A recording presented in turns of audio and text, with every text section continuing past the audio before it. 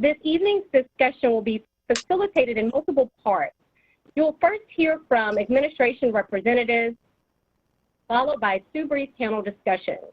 The first panel will feature community activists and leaders intimately involved in pushing their communities forward. Next, you will hear from a group of law enforcement officials working to keep their communities safe and protected. Following these two discussions, we will segue into a question and answer period with the governor, members of his cabinet, and several other community leaders and government officials. As always, we do want to be respectful of your time this evening and recognizing that this discussion is taking place during the dinner and family hour, so let's go ahead and get started. The title of tonight's discussion is centered on racial equity and police reform, two topics intrinsically linked together. Much has been said in recent weeks about efforts to promote diversity, equity, and inclusion, and we recognize the importance of ensuring these efforts are linked. The title of this discussion is intentional in that we recognize that racial equity in many ways is about the application of justice.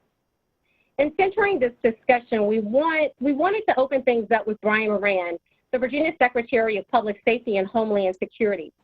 Secretary Moran has served in this role for the past two administrations, and during his leadership, Virginia has seen one of the lowest recidivism rates in the country for multiple years running. In addition to this, the practice of suspending driver's licenses for non-related driving offenses, including drug offenses, ended, and Virginia's juvenile population significantly reduced. These efforts are just a few of some of the strides that we've made over the past 2 years.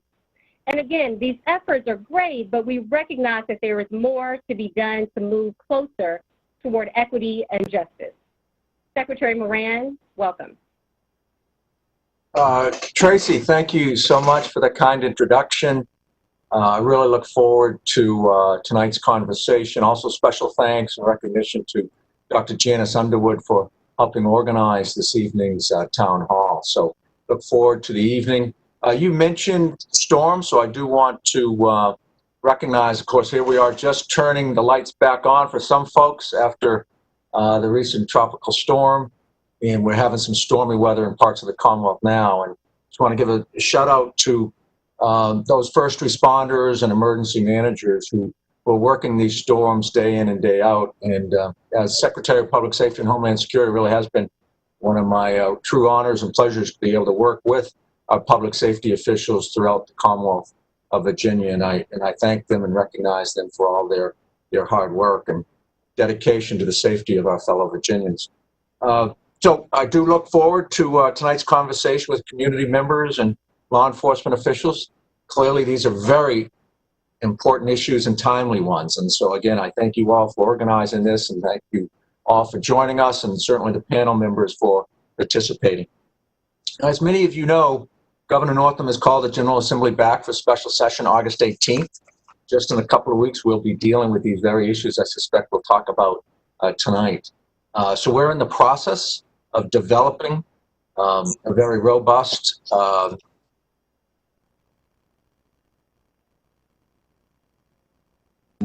what is going on in the Commonwealth and this country. So we look forward to that, and we will have those ready for our special session. And I'll say, though, that they will complement much of what has already been done by the Northam administration.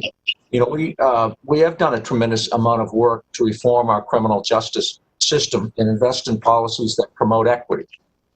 This past January, Governor Northam proposed and the legislature passed a number of bills that will impact literally hundreds of thousands of our fellow Virginians. In addition to historic gun violence prevention legislation, which I'm very pleased to say is already working, we also championed several pieces of criminal justice reform. For example, we ended the practice of suspending driver's licenses for non-driving related offenses, and for the inability for those who were unable to pay their court fines and costs. So we no longer suspend licenses, which are vitally important for people to get to work and provide for their families. We also expanded access to parole for individuals who were juveniles at the time of the offense and individuals impacted by Fishback versus Commonwealth, where juries were not informed that parole had been abolished. Additionally, we decriminalized marijuana and are in the process of studying legalization. During Governor Northam's administration, he raised the felony larceny threshold from $200 to $1,000. That's a 400% increase.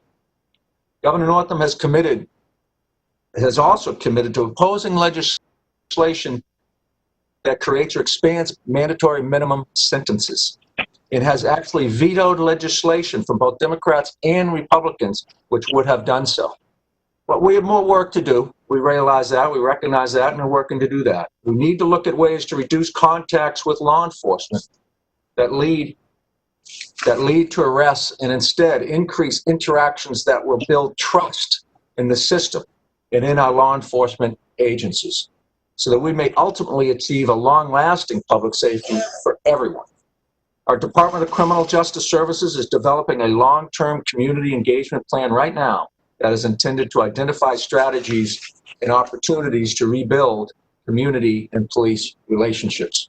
I am grateful to Governor Northam for his leadership in this area, and I know we will be able to move forward together. Now I would like to introduce to you all Virginia's 73rd Governor of the Commonwealth, Ralph Northam. Well, good evening to everyone, and thank you, Secretary Moran, for your kind introduction and also for your leadership and tremendous work. I'm really pleased to be here with all of you. I'm sorry that we can't be in person. We're joined tonight by hundreds of Virginians who are interested in hearing from community members and law enforcement officials about racial equity and policing reform. So I want to thank you for taking the time to join this important conversation, especially as was said during the dinner hour. I hope that you and your families are staying safe and healthy. I know there is a lot of anger, pain, and outrage about the wrongful murders of George Floyd, Breonna Taylor, Ahmaud Arbery, and so many others. In the past several weeks, I have spoken with community members across our Commonwealth, and I've met with law enforcement officials.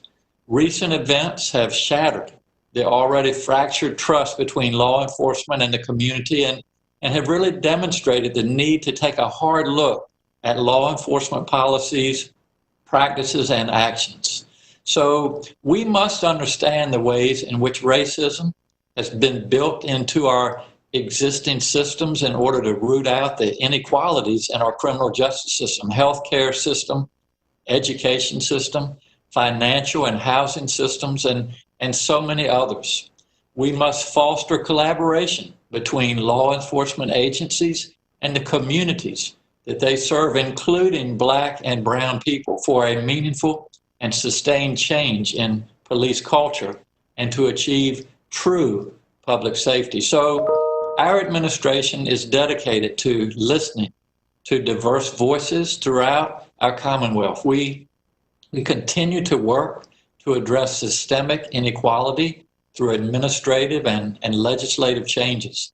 As you know, and as Brian said, I have called a special session of the Virginia General Assembly for August 18th, and the legislature has already begun holding committee hearings regarding racial equity and police reform.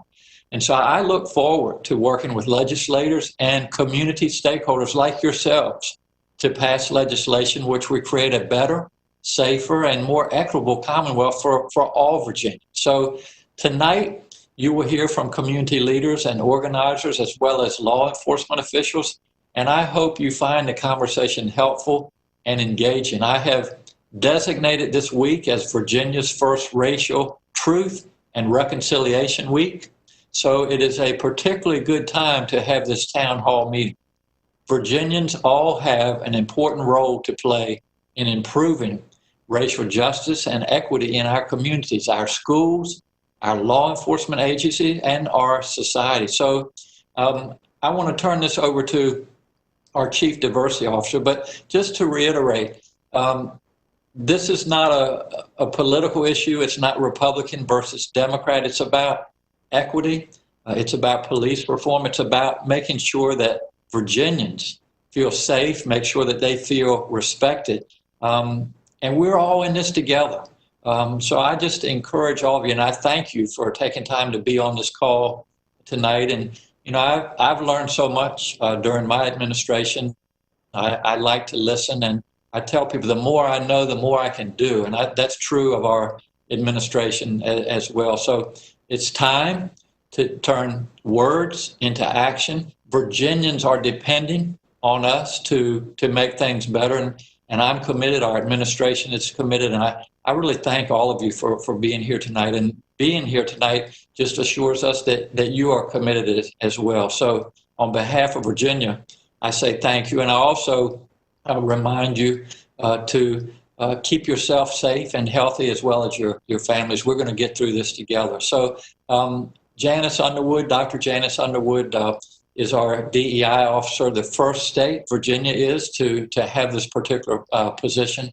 We want to make her a part of our cabinet. We'll take care of that during the next legislative session. But she's done amazing work here in the Commonwealth, just being here less than a year, and wonderful things are happening. So, Dr. Underwood, thank you for your service to your staff, to all of the rest of our staff that are on this call tonight, and I'll turn it over to you. Thanks, Janice.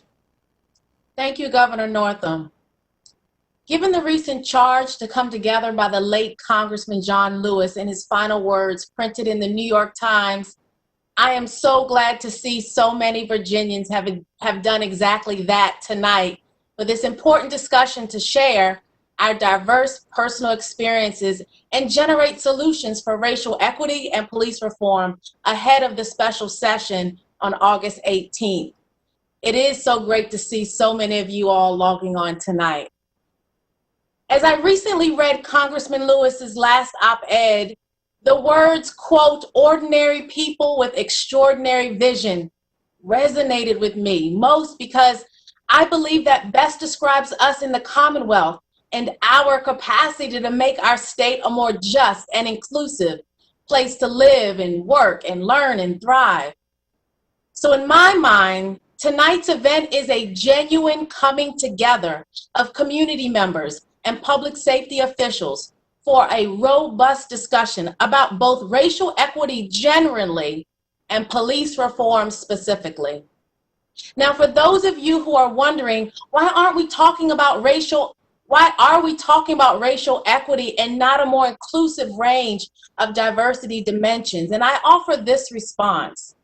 Race and the system of race, otherwise known as structural racism, were and are foundational to every other form of bias and othering. It is ingrained into all of our systems and everything we do, so much so that it is endemic.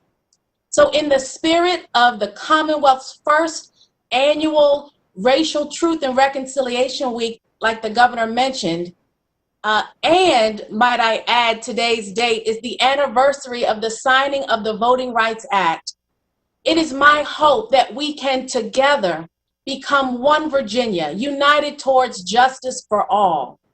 Now, we've done some incredible and tangible things that Secretary Moran and Governor Northam just mentioned in the past year, and that is evidenced by the many equity and historic justice laws that took effect as of July 1, just a few weeks ago.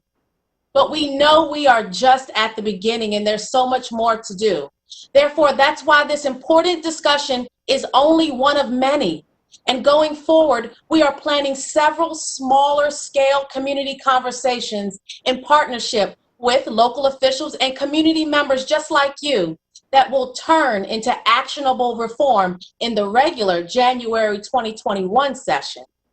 So a special thank you to everyone who is taking time to be a part of this dialogue. Thank you to our esteemed panelists. Thank you to those who sent in questions, and a hearty thank you to the Planning Committee from the Offices of Public Safety and Homeland Security and the Secretary of the Commonwealth. And in particular, I'd like to thank Ms. Alacia Hackett, who has been instrumental in the planning of so many of these town hall events for the Office of Diversity, Equity, and Inclusion. Tonight, we will hear best practices among many different stakeholders and answer many of your questions. Thank you also to those who submitted suggestions for racial equity and police reform for the Northam administration to consider. Lastly, if you're interested in learning more about some of the initiatives in the Governor's Office of Diversity, Equity, and Inclusion, this brand new cabinet area, I invite you to our website, which will be very easily accessible if you go to if you go to Governor Northam's website. I offer that we have provided a brave space to here tonight. Notice I said a brave space to have a great conversation and dialogue where we will listen to each other and we will lean into our discomfort for some much needed conversation. Now, I'd like to welcome back Deputy Secretary of the Commonwealth, Tracy Chazer, our moderator for tonight's discussion.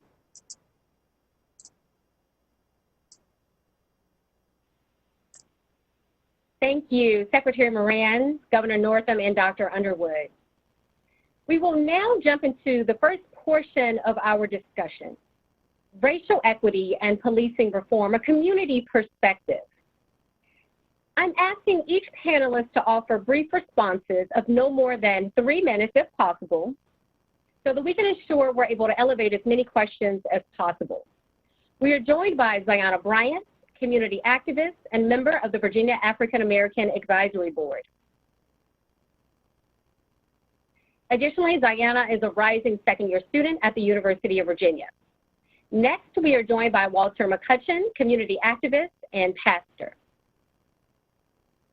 We're also joined by Walter Jones, community activist representing We Are Change and Men in Suits.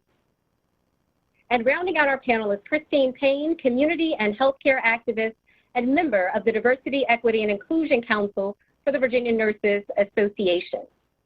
First, thank you all for taking the time to join us and for your work to push your respective communities forward. You each represent various communities, and quite frankly, your activism looks different, though we recognize the importance of approaching our efforts through varied actions. One of my favorite writers, James Baldwin, once said, "I love America more than any other country in the world, and exactly for this reason, I insist on the right to criticize her perpetually." Over the past several months, we have seen an increased number of demonstrations throughout the Commonwealth and the nation doing just that, calling us to greater action. Ziana, with that, my first question is for you. Your activism and community organizing started long ago. Give us insight into what prompted your greater action and how you have been able to engage most recently. So my work started when I was 12 in response to the murder of Trayvon Martin.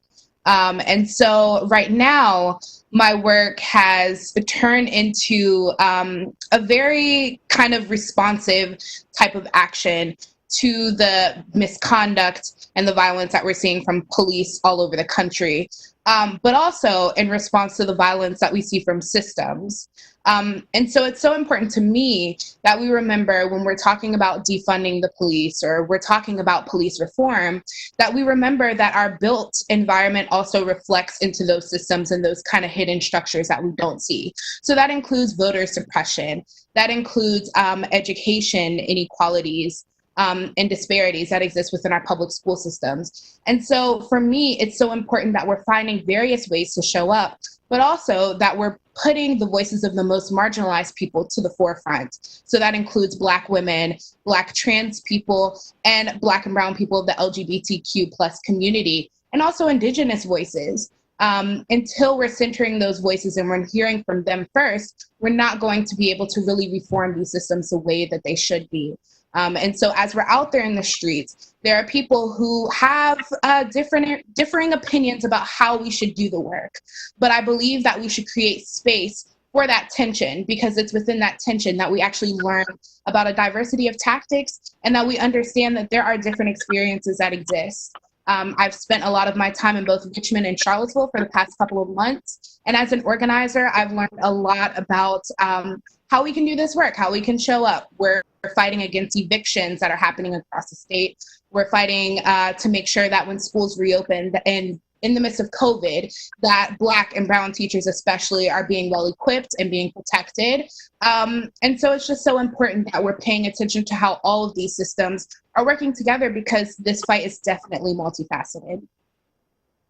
Thank you so much, Ziana. You bring up several interesting points and several interesting things that I think we're going to hit on throughout the evening. One of systems, you bring up and elevate the COVID-19 pandemic, which has certainly been kind of an added layer, an added dimension. And then also you bring up this tension, right? And this tension not necessarily being a negative thing, but this tension as being an opportunity for us to actually have those difficult conversations, as Dr. Underwood framed, and really coming together. So I appreciate that. Reverend McCutcheon, so Dante, this next question is for you. My apologies if I pronounced your name incorrectly the first go round. But this question that I'm going to pose to you is really around your efforts, since they're at the intersection of faith and advocacy. What role do you envision the church playing in partnering with government and law enforcement to move the conversation forward? Again, this is for Reverend McCutcheon. Dante. Thanks. The role I believe that the church plays in between is to be active translators, to be connectors, to be able to discern and to interpret what people are saying, to give people a chance to understand one another as we journey toward justice. I think that is important to know what people are saying and how they're saying it. There's some things that are being said that everybody don't understand, and typically for the Black community, the church is the safe haven. The church is where most of us run to for shelter, for safety, and some of us do not go to church, but there's some type of person of faith. You know, there's some type of person of faith, and I believe that faith plays a huge role in this, and I believe that a lot of this trouble that we are experiencing is come from bad theology. And so I believe that the church has a serious role in connecting with faith, with justice, and things of that nature. And by me being a Christian and a follower of Jesus, I believe that that is what Jesus did. And so that's why I'm doing it. I really appreciate that. And you said something that I hope everyone caught that's on the call this evening, and that's the church being playing this role as active translators, right? I found that in this work, oftentimes we are sitting in rooms and sitting across from one another, and we are saying the exact same thing, but we're not hearing each other. We're not taking the time to really pause and listen for understanding. Instead, we are listening to respond right away. And so it's interesting that you pose the church as kind of serving in this space of being active translators, whether you're active in the faith, in any particular faith or not, that the church can play this particular type of role. So I appreciate that. So Christine, just as with Dante, your efforts are kind of at this interesting intersection as well. So can you provide us with insight into how your work in healthcare called you into greater action around racial equity? Thanks for that question. For me, advocacy and activism is just an extension of patient and community care, right? So nurses emphasize health and well-being, and that extends into our communities. We can't achieve personal wellness while our communities continue to suffer. And I've seen this period in time as a collision of two pandemics, the coronavirus, right? And this persistent, pervasive racism. It's right out in front of us. We've been home, we've been able to see it in front of our eyes on television. And with Black and brown communities so disproportionately impacted by the coronavirus, it's forcing us to take a hard look at where we are with racial inequity and the systems that perpetuate it. Nurses are natural coalition builders, and that's what we need to do. We need to be able to work for the equitable distribution of resources, health, and treatment under the law. That's the second part of our conference tonight, is talking about police reforms. And so we start with the relationships that we all have in our communities, whether they be in our neighborhoods, our places of worship, our civic organizations, in and out of our clinics and hospitals. And we start with intentional conversations in those spaces. and we build on those, and we reach out to other community organizations. And that's where the real work of coalition building starts. And that's what we're doing here tonight, is that coalition building. The change comes from those conversations, and the change is where we achieve wellness, personal wellness and collective wellness. I think that's really important, and I'm here to be a part of that transformation. Wonderful. Thank you so much for that response. Again, we're hearing these themes around, conversations and dialoguing. And so I think that's something that we certainly want to hold on to throughout the evening and throughout the entire conversation. I want to bring, Walter, I want to bring you into the conversation. Your approach in many ways kind of likens back to the civil rights movement with men in suits. And so I want you to discuss your approach and what engagement in this call to greater action has looked like for you and within your community down in the Hampton Roads area. Hey, how y'all doing to the panel, to the moderator, Mr. Chazer? I'm just happy to be here. I'm Walter Jones, like she said, the organizer of We Are Change. I graduated from Buffalo High School in Hampton, Virginia. Received my bachelor's degree from Norfolk State University, and I'm a direct descendant of William Tucker, the first African-American child born here in North America in our great state of Virginia. And I'm honored to be here on the panel. I'm kind of hesitant with the activist thing behind it, but I definitely got to go with it. There's been a lot of great leaders before me, but I just feel like it's time that anybody that's an everyday citizen, it's just time for everybody to stand up and come together and be a part of that change in the community. Basically, We Are Change is about making the positive change to ourselves first, so we can be able to help and make a positive impact in the communities around us. For example, We Are Change and Men in Suits, we did the Black and Blue Unity March where we all had suits, and we joined the police officers in Hampton and their families. And we walked from Historical Black College and Hampton University all the way to City Hall. We also gathered with our neighboring city, Newport News, and we got with Chief Drew, Newport News, and we did the walk from the South Precinct all the way to King Lincoln Park. We also did community resource fairs to get the community involved and out there. We had the police department, we had real estate agents, lenders, healthcare, nursing, even personal trainers, even judges, actually. And growing up, I never really saw that at a career fair. So it was good that the community came together for that, and also community cleanups and voter registration. And I feel like that's where the change starts, is that at every event, we try to have voters registration there. We try to have the city involved. We try to have the mayor of the city, the chief of police of the city, lieutenant governors, and even now, I'm grateful to be on a panel with Governor Northam because he's done a lot for the state of Virginia as well. And that's what it's all about, just making a positive change. And just to, at the end of the time that I have, I just want to let other people know that if you're a citizen and you're trying to do right, you can go about it. I believe everything to be in decency and in order. And to do that, if you're going to do any marches, include the city, include the police, collaborate with the city and the police. If you have a positive vision and you include all the right people, then everything will be in decency and order, and everything will turn out right. And just coming from ever since George Floyd happened, like I say, I'm a direct descendant of William Tucker. Every year they do something to honor the family for Virginia, and it just awoke something in me. And I'm just here to let anybody know that's a citizen that you can make a change in the community, no matter how big or too small, and don't waste your life. I really appreciate you providing some additional background, Walter, on your family and your ancestors. And the reason I say this is because there's often this separation when we start to have these conversations. I think government is separated out, community activists and advocates are separated out. I think law enforcement is separated out. We are all members of this greater community. We all have family that are directly impacted by these issues. We have friends that are directly impacted. And so we are, in fact, in this together. And so I think it's important to note that as we continue the conversation moving forward. We have more time. We have time for more questions. And so I do want to get into a few more.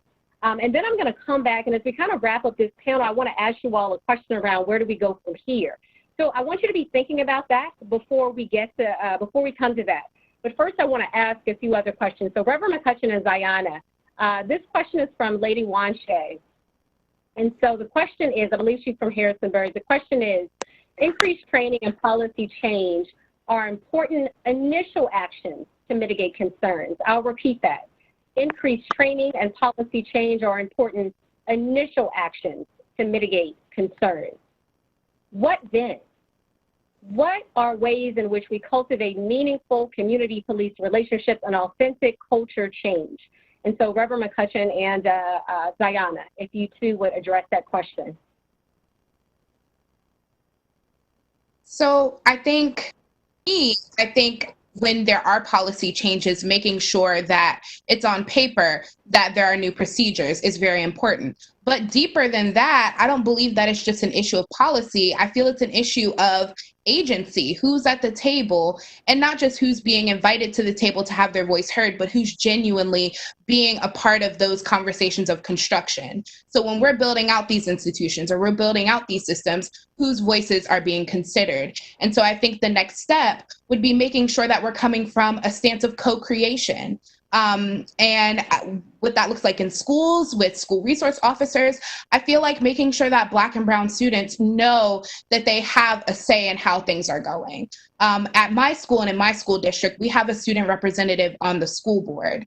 And so I was a student representative during my senior year in high school, and I felt like my concerns were actually being addressed. And that could be replicated on the state level. We could have a statewide youth conference or a youth council that is a diverse group of voices and that is able to bring some of those concerns forward. But then in addition to just being at the table, there has to be measures for accountability. We need police oversight committees in every single community. Without them, we have people in power who are using their power unchecked. And that is not the spirit of the democracy that we hope and wish to uphold. And so when we're out in the streets and we're fighting and we're saying, you know, people go out to vote, people show up to the polls, and we have to also make sure that those people have the opportunity to hold their electeds accountable.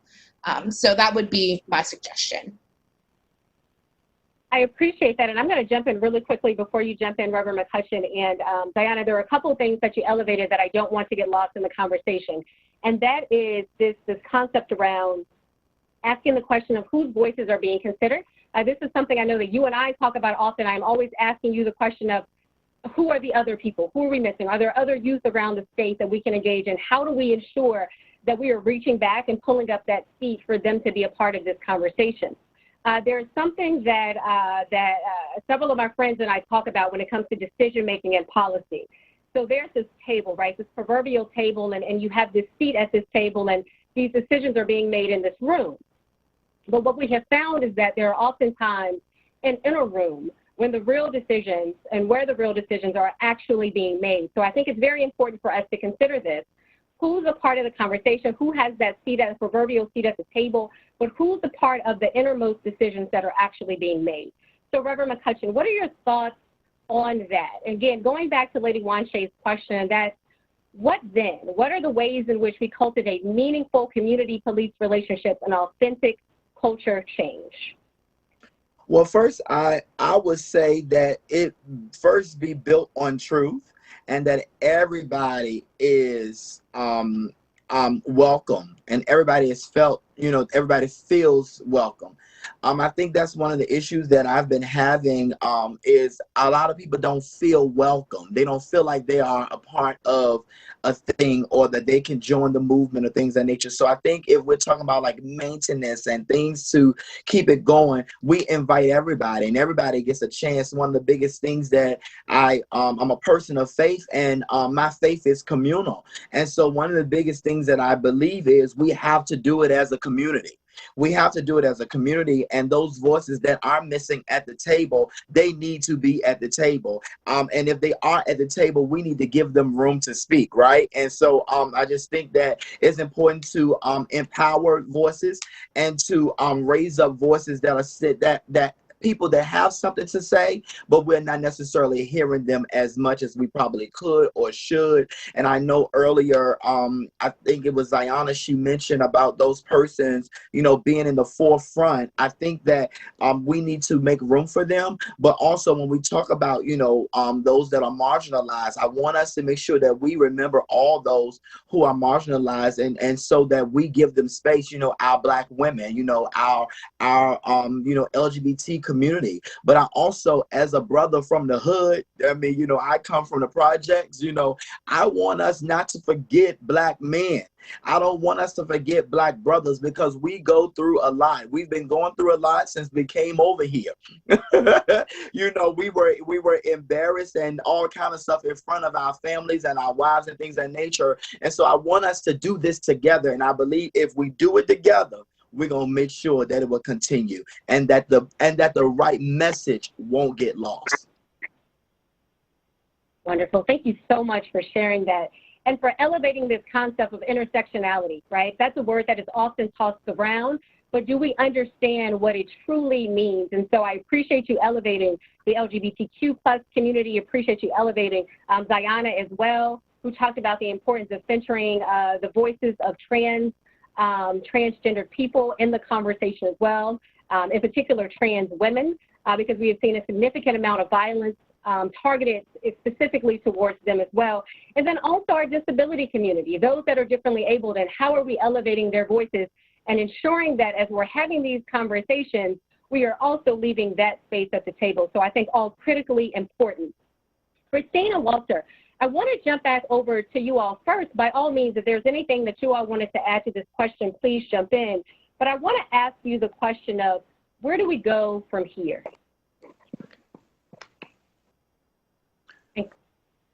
Ladies first. Christine. Okay, well, thank you. No problem. Where do we go from here? It's about advocacy, and it's about making sure our priorities are heard in the General Assembly. Policing, the issues that we're talking about tonight are either state or local at this point in time. And it goes beyond, when we talk about criminal justice reform, it goes far beyond that. You know, we're in the middle of a budgetary crisis. So we've got to push for our priorities. We've got to make sure our schools are funded.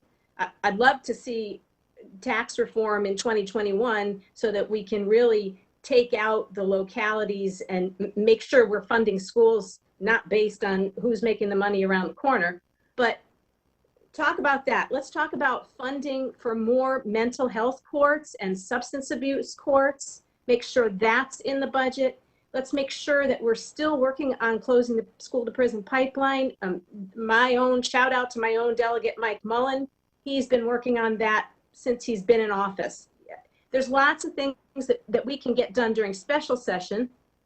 We've got to use our agency, and we've got to connect with people who don't have agency. So when I'm hearing Ziana say, you know, about the kids, I belong to the League of Women Voters and the Virginia Interfaith Center for Public Policy. We'd love to hear voices of those kids. We're looking for youth to have input. Those are, I would love to make those connections, to hear what they have to say, listen to their concerns, and then use our agency to take those concerns back, bring them with us. Let's have a conversation, a Zoom meeting with some legislators that are heading off to special session. I think that's what we do going forward, because it really is, it goes beyond rallies, it goes beyond roundtables, and it gets right to the heart of policy making. Who are our policy makers, and how do we influence them? I think that's where we go from here. Thank you so much, Christine, for that thoughtful response. And this concept of agency is one that I want to elevate, right? And so those that have agency, right? So whether they are attached to an organization or have an affiliation, and those that don't, because your voices matter regardless of whether you have an attachment to an organization or not. But sometimes it's up for us to do a little bit more work to ensure we're actually listening to those voices. That's absolutely right. Perfect. So Walter, are you nodding? So where do we go from here? Oh yeah, I'm agreeing with everything you guys are saying. I feel like I'm gonna go a different route, if that's okay. Just still to answer the question. I feel like we need to eliminate throughout the state of Virginia. We need to eliminate chokeholds and strangleholds throughout the whole state. I believe we need to eliminate the no-knock warrants. I was jotting some notes down when we was talking like you asked. I believe prohibiting hiring of officers fired or resigning for use of force. I also believe we need to create a local option for a citizen review board also. I believe we need to enhance the court's ability to expunge charges that have been dismissed. COVID relief also, and the last but not least, I have down allowed to earn sentence credit for those that's been incarcerated that have great behavior or good behavior. And I believe that'll be a positive change in moving forward and where we can go from here. So I appreciate you elevating each of those very specific policy recommendations, Walter. What I'm going to do is I'll speak to a couple, and then what I'll do is we're going to transition to our law enforcement panel and hopefully give our law enforcement representatives the opportunity to address some of those. And then don't forget we have our administration representatives on the phone as well that can speak to some of that. One of the things that you talked about was expungement, and so I'm going to jump in on that one, and I know that we're joined by both the Secretary of the Commonwealth, Kelly Thomason, as well as the Secretary of Public Safety, Brian Moran. And then, of course, I serve as the Deputy Secretary of the Commonwealth. Oftentimes, people will contact our office seeking to get their records cleared or expunged, and we have to have that very difficult conversation with them that it doesn't quite look like that in Virginia, right? And so there isn't quite this expungement clause the way people think it may look because they've heard this term. And so it is a very difficult conversation. And so it's something that a concept that I'm glad you elevated. Now, in Virginia, in cases of acquittal or dismissal, you can, in fact, get your record expunged, but there is still a process to that. And so I say all this to say that I think there is also a gap in as laws and policies are passed, what we're doing to actually elevate and educate the community, on what laws and policies have actually been passed, and then what is the process by which you can go about addressing some of this. Now, our office focuses on or has the opportunity to facilitate the clemency process on behalf of the governor. The governor is able to pardon individuals or officially forgive them of their crimes, both individuals commuting the sentences of individuals that are currently incarcerated, and then also granting pardons to individuals that may have never served any time, right? And so typically, this is in the instance of an individual requesting what's called a simple pardon. This process is an extraordinary one, right? And it's one in which we take incredibly seriously, though we recognize that there are a number of people that this oftentimes is their only option, right? And so again, I just want to elevate those as we try to segue into our law enforcement panel and let you know that those policy recommendations are not lost in this conversation. We have time. Unfortunately, our time has come to an end for this discussion. And so what I'm going to do as we transition is first, thank you all for joining us and thank you for your thoughtful responses. I ask that you remain on the call with us for our later question and answer period. And again, those policy recommendations are not lost in this conversation. We will come back to those and we'll continue to a dialogue around them. So thank you so much. We're now going to jump into the next portion of our discussion, racial equity and policing reform, a law enforcement perspective. I am asking each panelist to offer brief responses of no more than 3 minutes, if possible, to ensure we're able to elevate as many questions as possible. We're joined by Larry Boone, Chief of Police of the City of Norfolk, Eric English, Chief of Police for the City of Harrisonburg, Maggie DeBoer, Chief of Police for the Town of Herndon, Steve Drew, Chief of Police for the City of Newport News, and Tim Carter, Sheriff for Shenandoah County and the President of the Virginia Sheriff's Association. I would like to start by asking each of you to address the following questions. How are you actively working to bridge the gap between community and policing in your respective communities? And are there specific examples that you can share? I'm going to go ahead and start things off with Chief Boone, and then followed by Chief DeBoer. Chief Boone? Well, good evening, everyone. Can you hear me? Can you hear me? Yes, we can. Okay, very good. I want to thank the governor for putting this on, as well as Dr. Underwood. This is a very important topic. And as you all know, last year this time, the Norfolk Police Department, we were celebrating being recognized as the National Lip Sync Champions.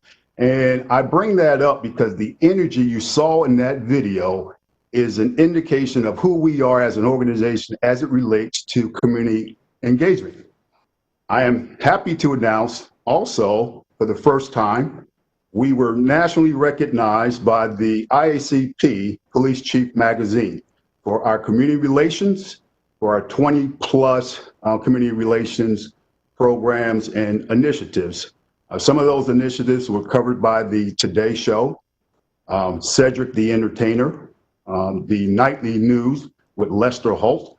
And I highlight those because we've done some things in the Norfolk Police Department that we want to be known as the incubator of community engagement, and that we do things that are measurable. So let's talk about some of our programs. I've heard tonight folks talking about the school to prison pipeline. We have a literacy program where we interface with Title I schools for the whole school year. I have about 55 officers that are partnered with their kindergartner. And at the end of that school year, we have an individual, one that had a difficult time reading in the very beginning. At the end of the school year, he or she can read at their level.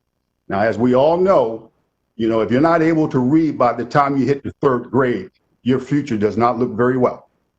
I'm happy to highlight that we as an organization, we're doing our part to impact that school to prison pipeline.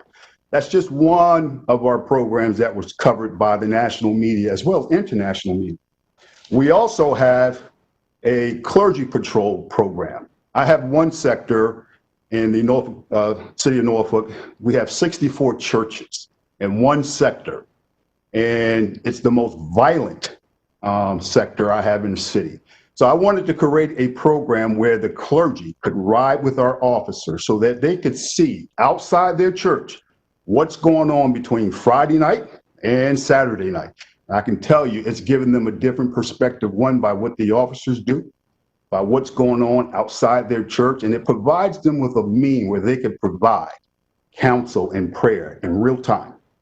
Also, we have a Copsicle mobile. Now, picture this.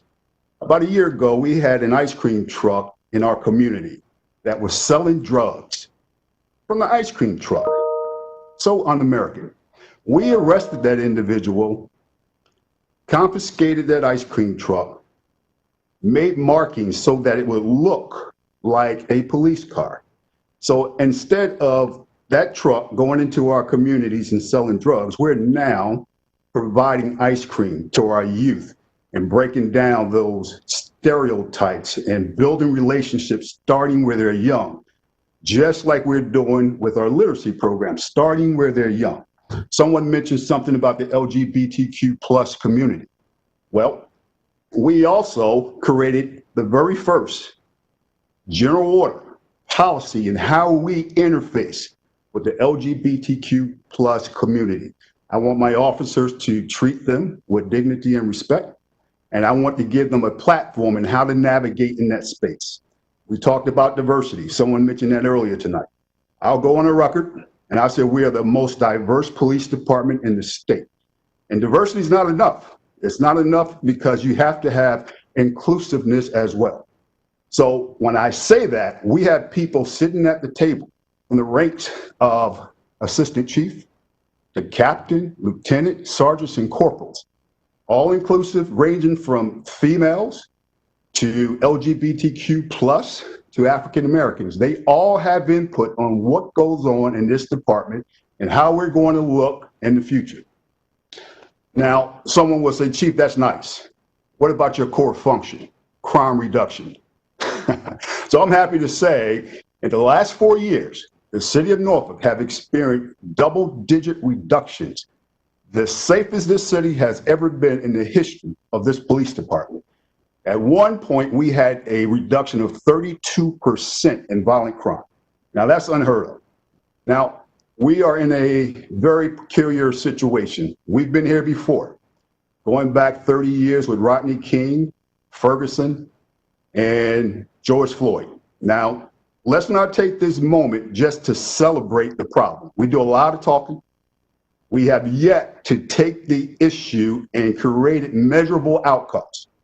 We got one time to fix this, folks. We are in this together, and we need to fix this together, because if we don't, we'll be here again. And in closing, you know, we've had multiple protests in the city of Northrup. Not one time did we have one car set on fire, a broken window, a fight, an arrest, an injury, none of that, because we did the heavy lifting before the incident. We started meeting with folks prior to Ferguson. We'll meet with anyone. I don't care if it's the original New Black Panther Party, Black Lives Matter, the community activists that nobody particularly cares for, because those people are important. They have a barometer. They have their thumb, the pulse on the thumb to know what's going on in the community. And without them, you got blind spots. You simply have blind spots. And I want to close this with this. Our officers in the Norfolk Police Department, you know, we had multiple protests. And I got to say, they at times were insulted. Not all the time, but at times they were insulted. And you know what those officers did? They absorbed that insult and cleared those streets and blocked that traffic so that those protesters can exercise their First Amendment rights. Ladies and gentlemen, we are the Norfolk Police Department. Thank you.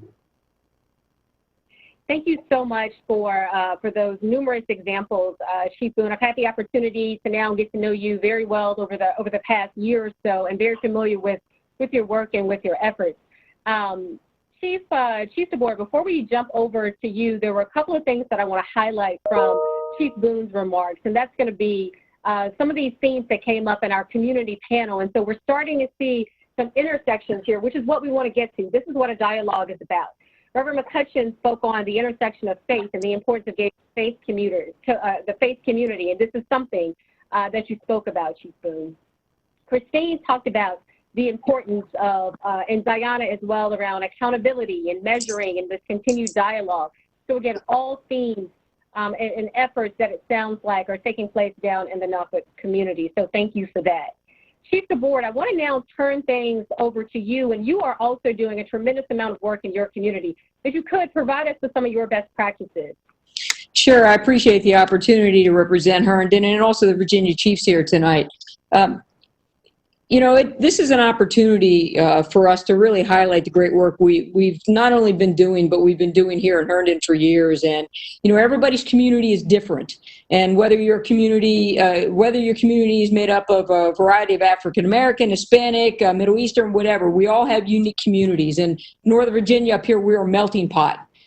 So we have a lot of opportunity to have dialogue and understanding up here. But in Herndon, you know, our unique community and our more challenging community for us from a policing perspective has been our immigrant community, largely Hispanic, but also from other parts of the world. And that is all about building, fostering, and creating relationships. And that's been a very big challenge for us, because we know one thing: we can't effectively police our community at all without trust and support of our citizens and our residents here. And so the challenge there has been cultural for us. So part of it has been, you know, we're dealing with a population up here that has a cultural fear of the police because of where they came from, which is really significant for us. And it's something we've had to come to a really good understanding about. We've had to learn about the impact of trauma on that, on many of those border crossing kids that we deal with. And also really to really make our job challenging is the language barriers that we deal with on a regular basis. So we decided to attack this from a different standpoint, and it's all about trying to make inroads with our youth.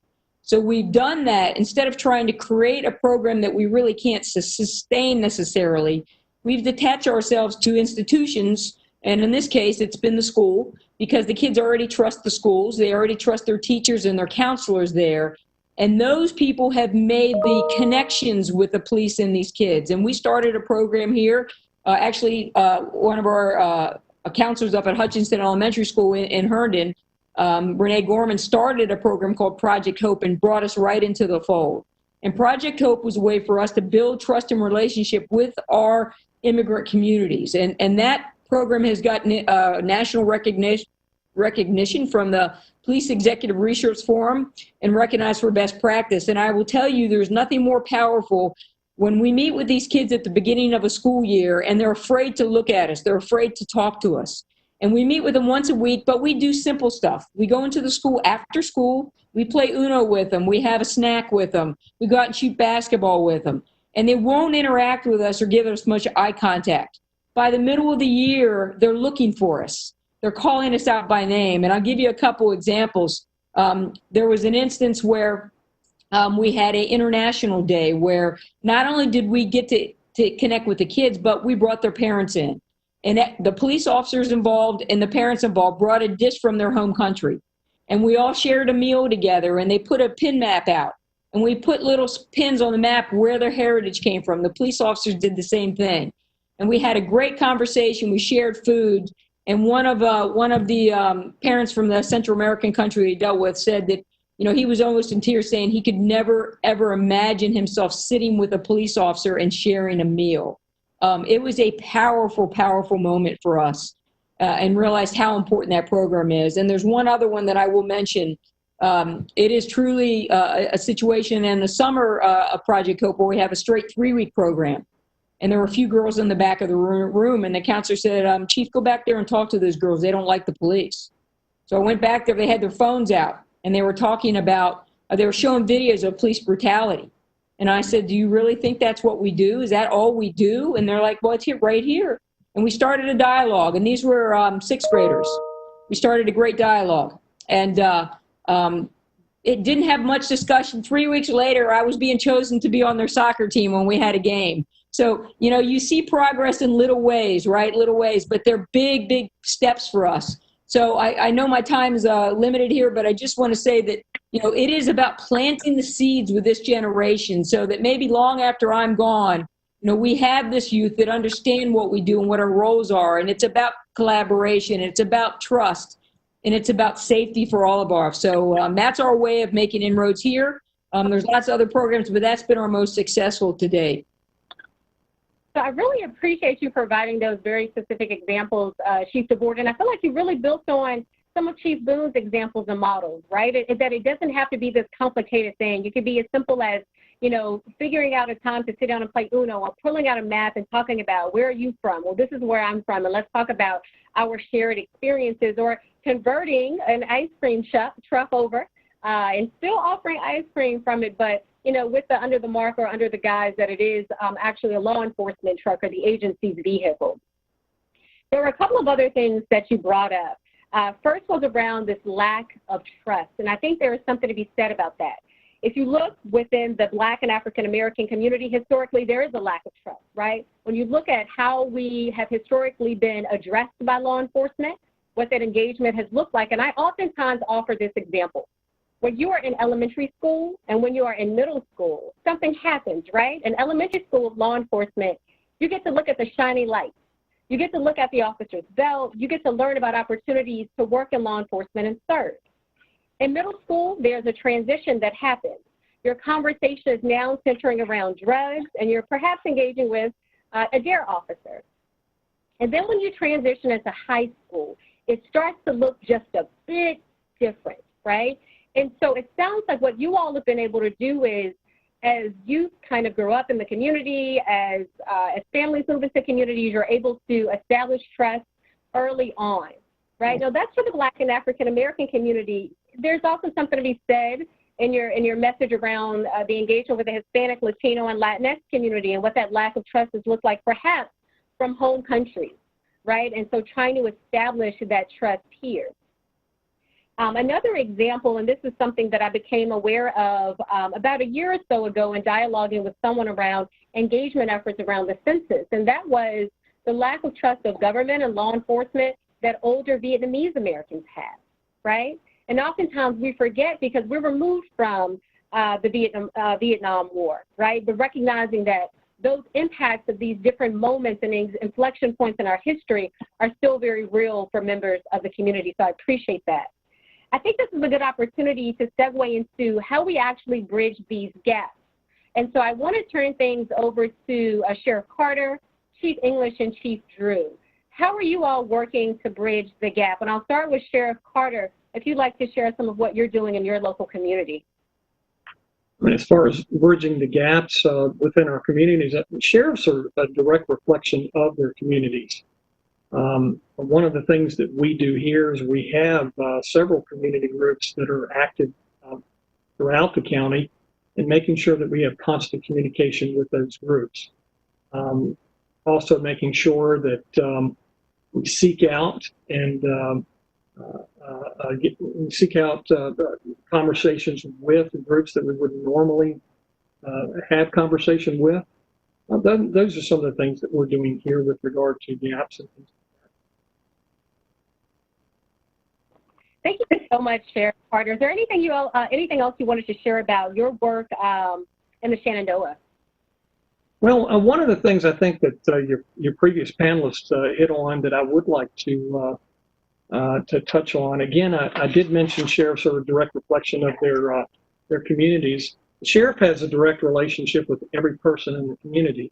Through our democratic process, you actually have a voice with regard to who your sheriff is and whether your sheriff stays in that position or not. That is something that's unique about sheriffs.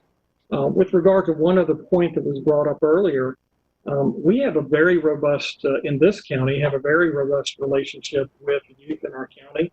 One of the things that we do is we have a youth leadership program that's a summer camp that we do each year for children in the county, middle school age children. We try to develop relationships with those children, try to help them understand about developing relationships with schools, school administrators, their own peers, and deal with things like bullying and those types of incidents that they're going to come in contact with. We try to take young leaders and make them better leaders. Of course, we do those, and I think if you ask all sheriffs throughout the Commonwealth, you'll find that they're very intricately involved in community volunteerism, whether it be for Rotary groups or Kiwanis or Lions or churches or what have you. I would say that almost all sheriff's offices are connected one way or the other with community groups like that and efforts that they make with people throughout the community, whether they're advantaged or disadvantaged, what have you. Thank you so much for that, Sheriff Carter, and really kind of framing, the role of sheriffs in the community. I think there's a lack of understanding around the role between the law enforcement agency in a community and then the sheriff's department and how you all work together. So certainly appreciate you sharing a little bit more insight into that. Thank you. So I want to ask the same question about bridging the gap to Chief English and Chief Drew as well. And so if you could share a little bit about the work that you're doing in your respective communities and how you all are working to bridge this gap between community and public safety. So I would just say a couple quick things. I think what you'll see as a common theme amongst many of us when it talks about transparency, partnerships, collaboration, inclusiveness. I think that's pretty consistent across the board. And so one of the things we try to do here, and I know Ziana mentioned it in her conversation about policy. Policies are our guidelines. And I think it's important, as she mentioned, that there are voices at the table that have some opportunity to have some input in what they want their police, how they want their police officers to police their communities. And so we've had several different communities and nonprofits actually draft or help review our policies to ensure that what we're doing is inclusive of how they want their communities policed. So I think that's important for them to make sure your community has a voice in ensuring that your policies kind of mirror how they want your agency to work. Secondly, I think it's important for you to be as transparent as you can. So one of the things we've tried to do is make sure we put out as much information to our community as we can. So our policies are posted, use of force data is posted. All those things I think are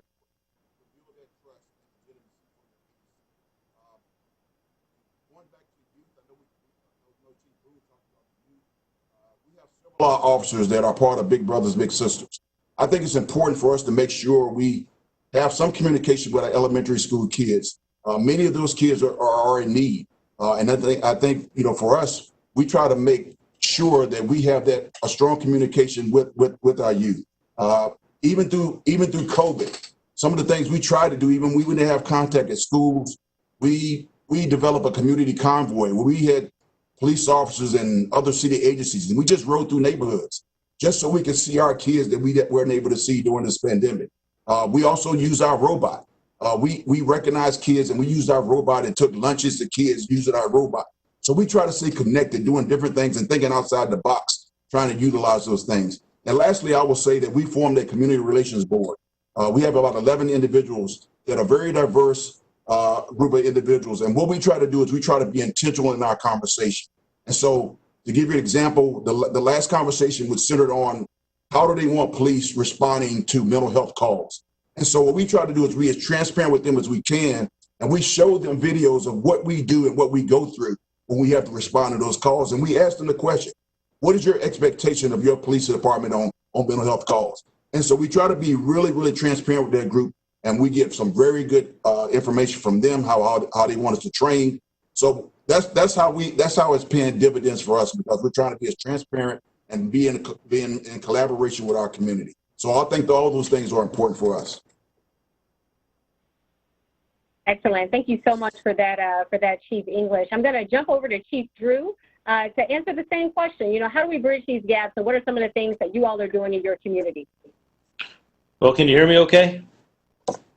We're good. Well, listen, I think, first of all, I want to thank Governor Northam and you all for putting this panel together and allowing us to be a part of it. It's very humbling, it's very timely, and it's worthy to spend time on these conversations. First, in Newport News, we have a foundation here, a focus on community policing. We're founded on the 21st century policing model. It came out of President Obama's administration under Chief Ramsey and the diverse group that he put together, the diverse panel, to talk about how do we police in today's society. And out of the 6 pillars, the one that I've heard most people talk about tonight, and I would agree, is trust and transparency. We have to earn the trust of the citizens that we represent, as well as the men and women who wear this uniform, both sworn and civilian in this organization. One thing that we've done here in the last couple of years is we've created a community youth and outreach division, a division that would focus, made up of school resource officers and other community officers, one division that would focus on large-scale events of community interaction, whether it's with the YMCA, the Boys and Girls Club, our churches. We're going to talk about that. We also have a homicide support group to make sure that we understand that the individuals who've lost loved ones to violence, that they're not forgotten. We know that they've lost loved ones and they hurt. But it also helps us as officers, detectives, the chief of police to understand how we can better serve and work with individuals who have lost loved ones, how we treat the survivors better, how we make things easier to get through. But we do have a citizens advisory board.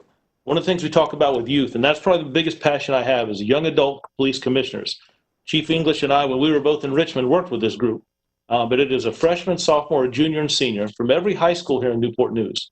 We meet with them weekly, and we have youth forums, and they kind of facilitate those forums, much like you're doing tonight in the high schools. And we have real hard, truthful conversations about diversity, police, and interaction. How do they see their department? How do they see their government?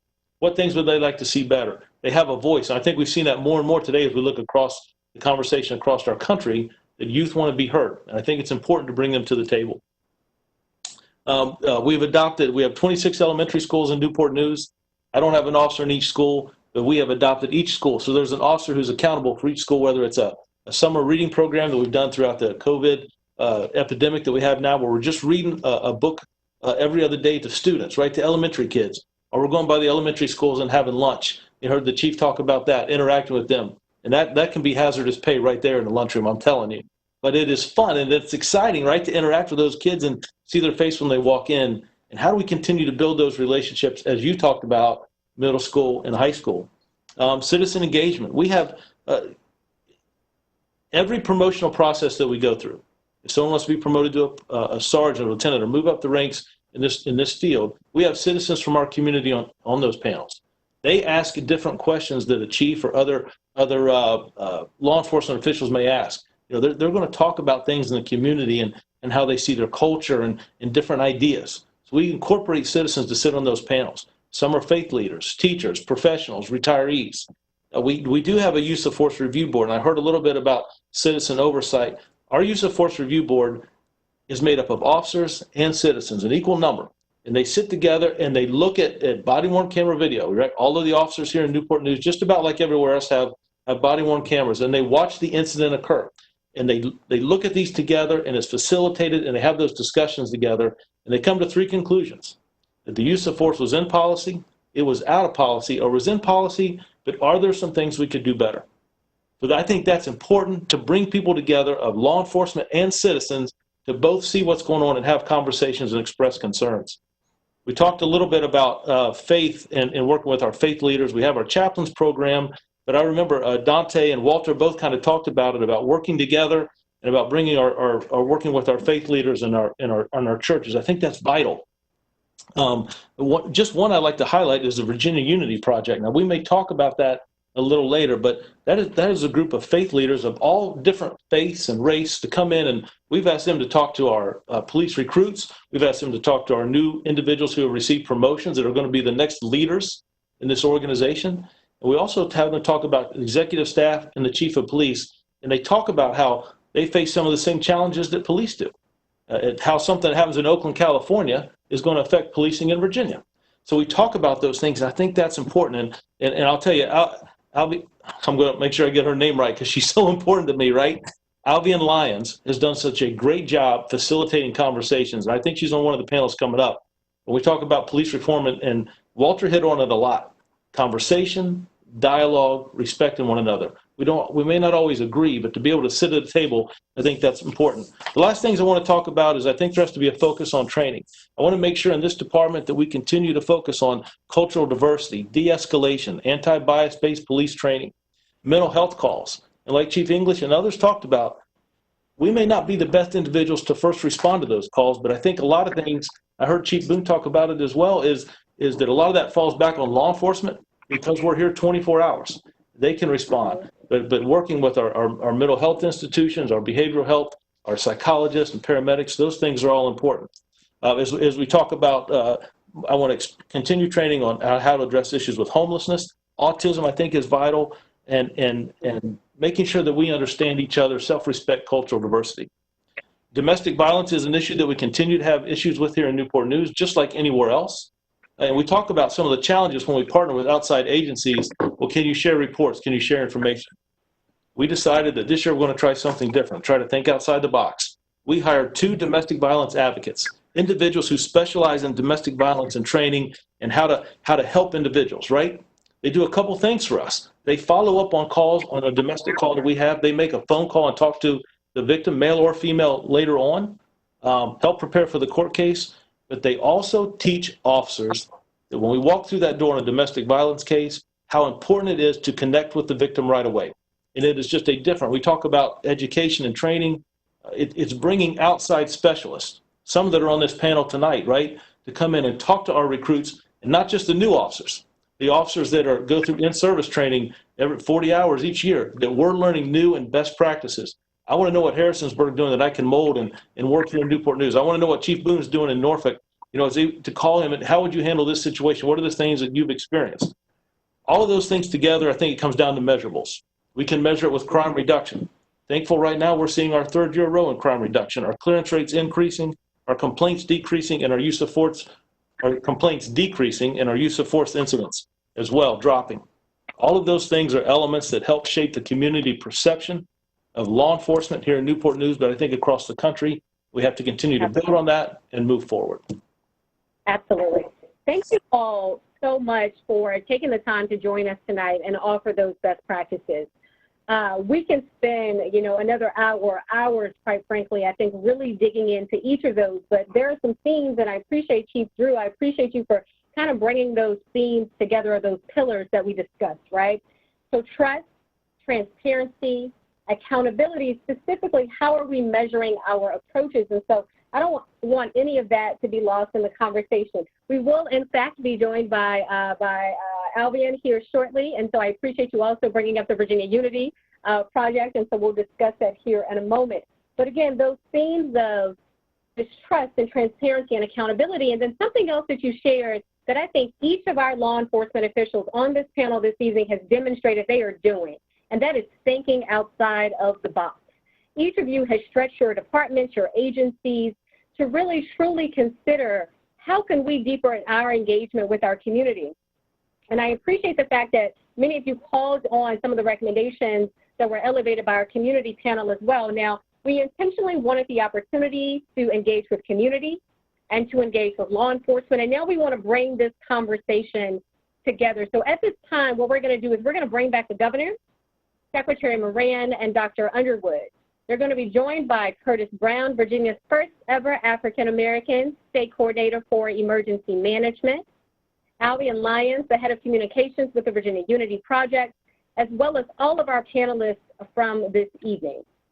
And so as we bring everyone together, we're now going to go in a series of questions. As I asked earlier, I want you all to continue to keep your responses brief so that we can continue moving through the previously submitted questions, as numerous questions as we can, okay? So that's our goal tonight, to move through as many questions as we can, because we do have numerous submitted.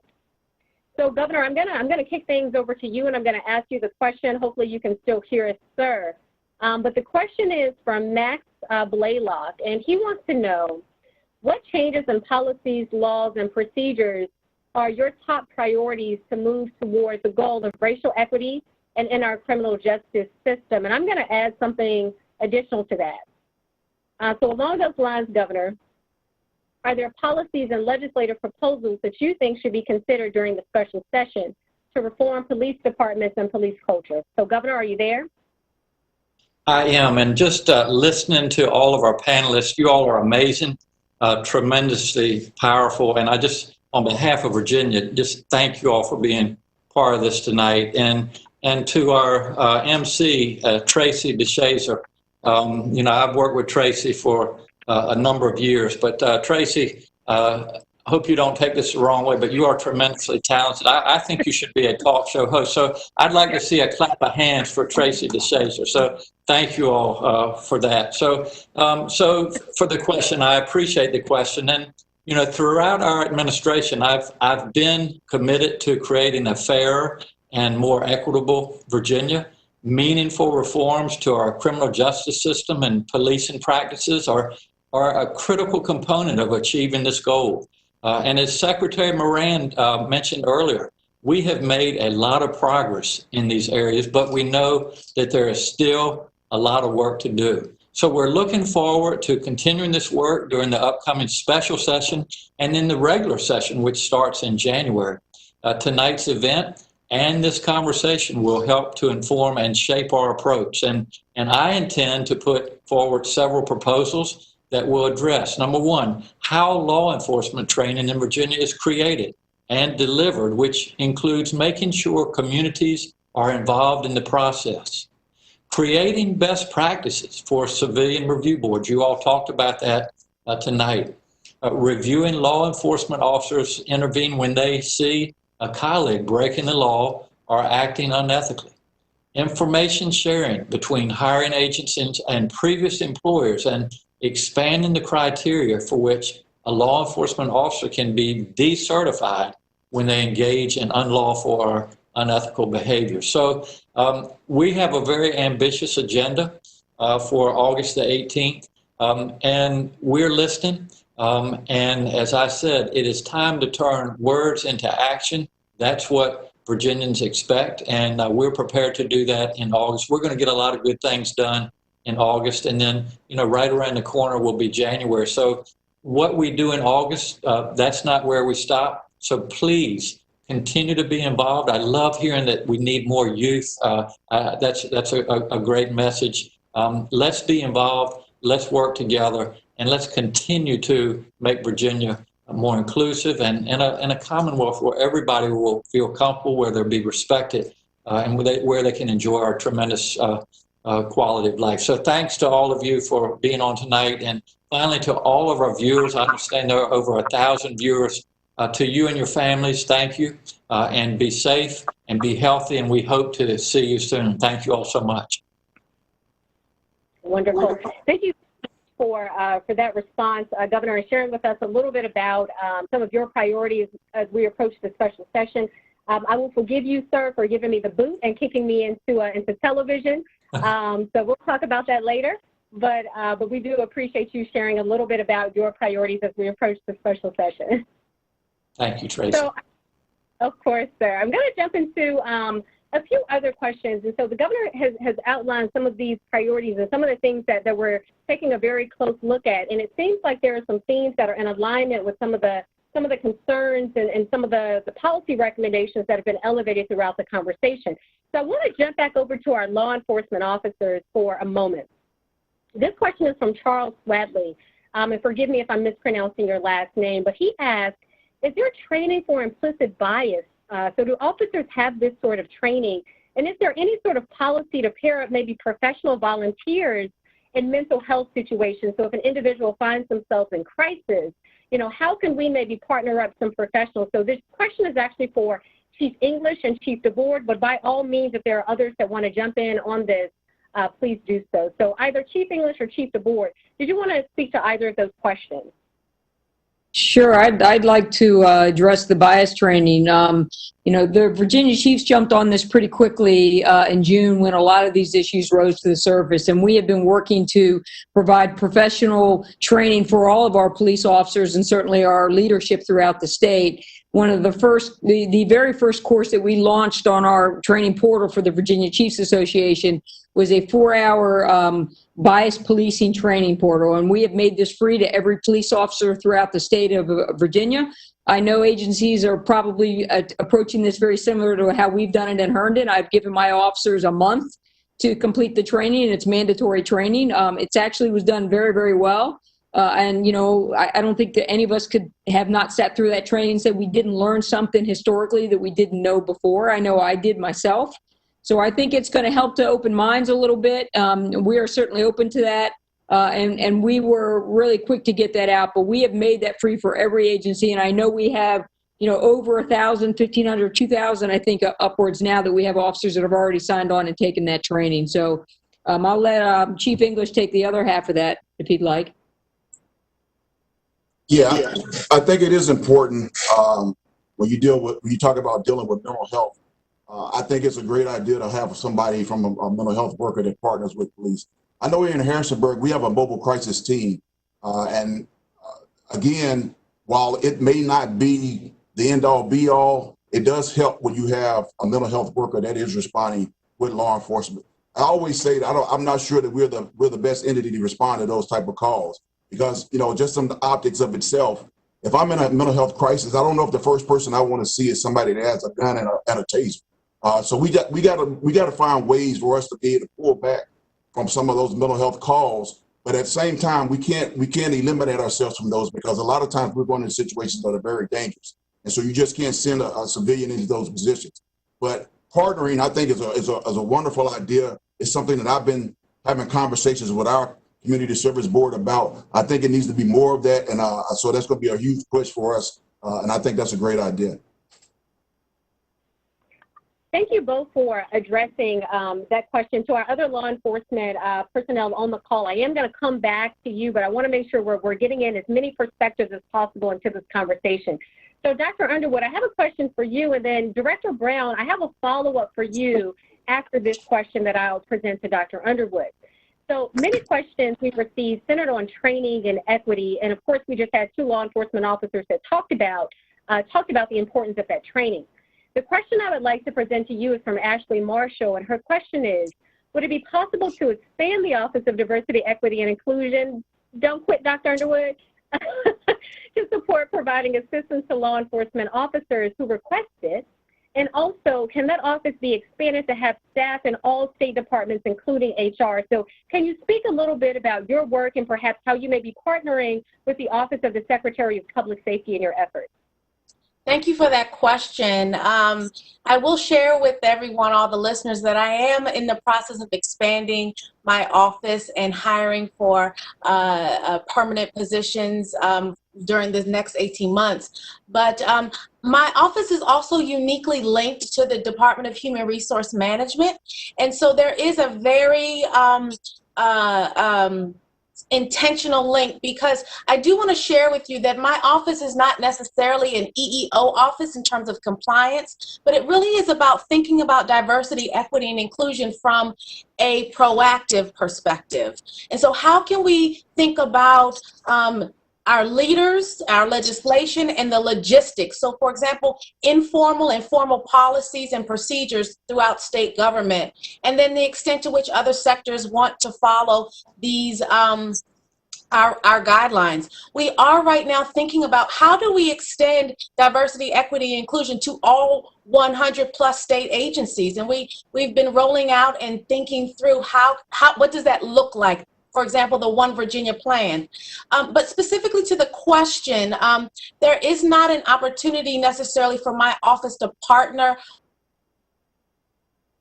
with each law enforcement agency, if I understood your question, across the Commonwealth. But it is very important for us to partner with public safety and homeland security because it's such a natural relationship. So I have been just absolutely enjoying this idea of having these conversations with Secretary Moran, and how do we reform the Virginia State Police? How do we diversify the Virginia Department of Emergency Management? We know that public safety agencies in general lack diversity. That are very largely white and male. And so there are specific best practices in which we can do that, and that includes not only those in the public safety and homeland security secretary, but also in natural resources, our conservation law enforcement as well, which is another area that I've really delved into to try to think about how do I link arms with, our agencies that police our waters and our state parks. And so I'm really excited about the work ahead and building momentum in these areas. Excellent. Thank you so much for that response, a very thorough response, Dr. Underwood. We certainly appreciate it, and also for allowing me to make that joke. And I made that because we do call on Dr. Underwood often, and she has done a tremendous amount to really get us to think about diversity in its truest sense, right, and consider all of those dimensions of diversity as we're moving forward in our efforts. Something that Dr. Underwood shared, I think, is the perfect segue into my question for Director Brown. You are the first African-American state coordinator for emergency management. Many may know that you also previously served as the Deputy Secretary of Public Safety and Homeland Security. You come to us with a very interesting set of experiences in that a lot of your work has been intentional around diversity and inclusion. So this question is actually from Johnny Underwood. And it talks about, or he's asking, what specific things can be done to diversify the workforce and public safety agencies in general, and then change the culture to retain a diverse workforce? Because there's something to be said for recruitment, but then that second component is how do we actually retain that diverse workforce? So Director Brown, if you're still there, I know that you are dealing with the storms, so we appreciate your time, and if you can address that. Thank you, Deputy Secretary. And it seems like tonight was a lot better than the other night. So a lot of warnings, but it doesn't seem like any impact. But I think that's a great question. I believe you need diversity and inclusion. You need an environment that people want to come to and work and grow and be supported as they move through their careers. And when you have a non-diverse environment, you're more likely to have an environment that's not inclusive of diversity. And so you really have to focus in on training, comprehensive training for new employees, supervisors, and all employees. And it's not just a check the box one time only, it's continuous through their careers, because we want to create an environment that people want to come to work, that's inclusive of women and people of color in leadership. And you have to look at your HR policies and practices to make sure that they're inclusive. And that we're looking in places where we historically have not looked at. Emergency management nationwide, 80 to 85% is white male. And I see it as a direct correlation to the lack of representation in the field and the disproportionate impact of disasters on communities of color. And so if we want to change this trend, we have to be very intentional in our efforts to diversify the field and integrate equity into understanding how we can eliminate these disproportionate impacts understand why the vulnerability exists in communities of color and take efforts to integrate building resilience in an equitable fashion. But you have to do both. You cannot do one without the other. We do have people of color within organizations who are dealing with discrimination and racism. That has to be addressed. And when people go against those rules and they misbehave and are discriminatory, there has to be accountability as well.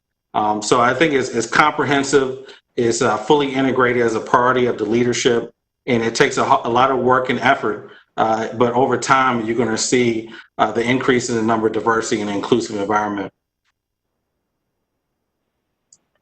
Excellent. We really appreciate sharing that. And then there was something that you elevated that I don't want lost, and that's this concept of diversity and inclusion, and then also resilience, right? And so that's kind of a different use of the word resilience that I'm not sure many of us have heard before. And so I want us to hold on to that. And I actually want to bring Albion into the conversation. Of course, Chief Drew mentioned the Virginia Unity Project early on in the discussion, but the work that you have done has been unique. It's been different, and really, you are a communicator by trade and by training. And so, what opportunities do you see for collaboration with law enforcement and government? And then, if you can maybe bring in some of what Director Brown said around diversity, inclusion, and resilience as we consider just diversifying our spaces. So thank you so much for this opportunity this evening. I am so grateful to be inside of this conversation, because ultimately what we're talking about is creating the right environments for the kind of America that each and every one of us wants to believe in. You know, sometimes we get so political over what America is and whether or not people are patriots who challenge the status quo inside of America. But the most patriotic thing we can do is to believe that America is capable of living up to her promise. And what we're working to do collectively is to lean into the discomfort that will allow for that to be possible. So let me speak a little bit to why the Virginia Unity Project operates the way that we do and how we use communication as a mechanism for being able to move our communities forward. You see, the thing that most people forget, and my training is in psychology and counseling, right? So what most people forget is that the human condition is to lean towards default zones. And what I mean by that is what I refer to as information, revelation, application, or IRA. If you're really going to invest in helping a community move forward in positions of authority, you need to make sure that that IRA works. Information is your training mechanism. So when we're working on training police, that is all at the eye level. That's cerebral. But revelation is what happens when you move what's at the cerebral level to the heart level. Because people don't do what they know. People generally do what it is that they believe. And ultimately, what we want to do is to change what people believe when it comes to their relationships inside of the communities. And that cannot be done in simple trainings that are, and I mean no disrespect when I say this, but if America could be fixed in a few hours, we'd be fixed already. So the reality is that it is an ongoing process for us. A single training won't fix what it is that America has been unfortunately sick with for generations. It is a constant work. So we go in and we do the real conversations that move that information to revelation such that application will become the default zone. The work that we've had an opportunity to do when you think globally and act locally. So Virginia Unity Project, while it has a state vision, it does not rest on its laurels in terms of its responsibilities at the local level. So we work very diligently with our local police department. We absolutely adore Police Drew because of his commitment to relationships being fundamental to the mechanism by which they police. When we go in and have conversations with the police department, we ask the hard questions, like things like, do you have Black friends? I know it seems like such an unusual question to ask, but it is essential to you being able to see someone the way that you would love. As in, when I am dealing with this issue, do I see my friend? Do I see my cousin? Do I see my son? Do I see my aunt? If I cannot relate to you on a human level, and I only know you at a cerebral level, it is very hard for me to respond in my default zone in accordance to the way that we would like to see policy enacted. Policy is wonderful and it is essential to function. There's no question about it. But it's no different than a speeding limit. There are lots of us who see that sign every day.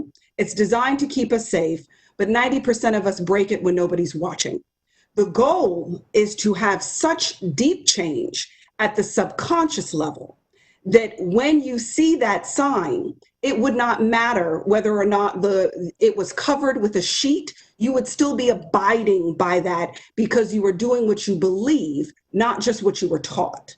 So our goal is to do the hard work in real dialogue, real exchange, closed doors, confidentially, so that it's okay for people to not know. It's okay for people to say the inappropriate thing, the non-politically correct thing, because it's inside of that space that we can address the issues in a non-judgmental way. The one thing that is never going to heal the divide between communities is demonization. You can't fix that which one demonizes. We are in this American experience together. So as faith leaders, as community leaders, it is our responsibility to believe in the potential of our brothers and sisters inside of this community. So regardless of what has happened in the history of policing or even the current challenges that we are facing, the mission cannot the mission has to be, I should say, greater than the moment. The moment may say, divisiveness. The moment may say fear. The moment may say questioning. But if the mission is unity, then that has to speak louder to us than the moment, which is fundamental to those of us who are believers. We have to believe that the same God who saw us in our sinful state, believed in our possibility, that we can see our brothers and sisters in the community in an imperfect state and believe in the possibility of who they can be inside of the authority that they represent. So we take all of these things into consideration as we do very intimate work behind the scenes in ways that people have the opportunity to grow safely and honestly, and to be able to move that which is known cerebrally to a heart level so that we can see the kind of application that our country deserves. Excellent, excellent. Thank you so much for sharing that. You organically shared many of the kind of concerns and kind of points that I think those that submitted questions wanted to elevate it. And one thing that you shared that was central to some of those questions was getting to the heart of the matter. Right, and that being critically important to moving this conversation forward. At the heart of any community is also our youth, our children. And so I think this is a good opportunity to ensure we're coming back to our youth and centering them in this conversation as well. So Secretary Moran, I actually want to bring you into the conversation here, and I want you to speak to juvenile justice. And at one point, we know not too long ago, Virginia was one of the worst states for juvenile justice. And so I want you to speak to efforts over the past several years to better support Virginia's youth and how your office has engaged communities. And then Walter and Christine, I'm going to turn back over to you as well to talk about our children after Secretary Moran. Secretary? Oh, great. Tracy, thanks so much. And just thanks, everyone. I'll second the governor's comments. I mean, this discussion has been so timely. It really will inform the development of our legislative initiatives as we proceed into the special session. So excellent. Juvenile justice, yes. I mean, it has been multiple years, Tracy. We started actually in Governor McAuliffe's administration back in 2014 when we came into office and found out we were spending hundreds of thousands of dollars per resident at our two residential facilities, prison-like facilities, really, Bon Air and Beaumont. And it wasn't so much spending hundreds of thousands of dollars, which would be justified if we were having good results. But 4 out of 5 kids either returned to DJJ or as adults went to DOC. And so it was not working at all. And so transformation began under then Director Andy Block, has continued under the present Director Valerie Boykin. And frankly, I mean, really what it is putting those resources, rather than funding 2 prison-like facilities, funding those resources and putting them into the community-based services, treatment programs. Because if you really dissect and look into what got these kids into, crime, it was some traumatic event, whether physical or mental abuse. And really, where the programming gets to the cause, not just the symptoms, but why is the person abusing substances? Why are they acting out in criminal behavior? So vitally important to get into those treatment programs, and that better community based, so they're back in their community, the access to their loved ones, their families. And so that has been a tremendous success. And of course, Governor Northam has embraced that, put the resources in with our legislative partners. And so we've closed Beaumont, we've decreased intakes, we've certainly decreased the population at Bon Air. And, and when taking office in January of 2014, we had about 600 kids at Bon Air and Beaumont combined. We've since closed Beaumont. January of this year, we had just over 200 kids. And I can tell you, as of this week, we're down to 146 kids at Bon Air.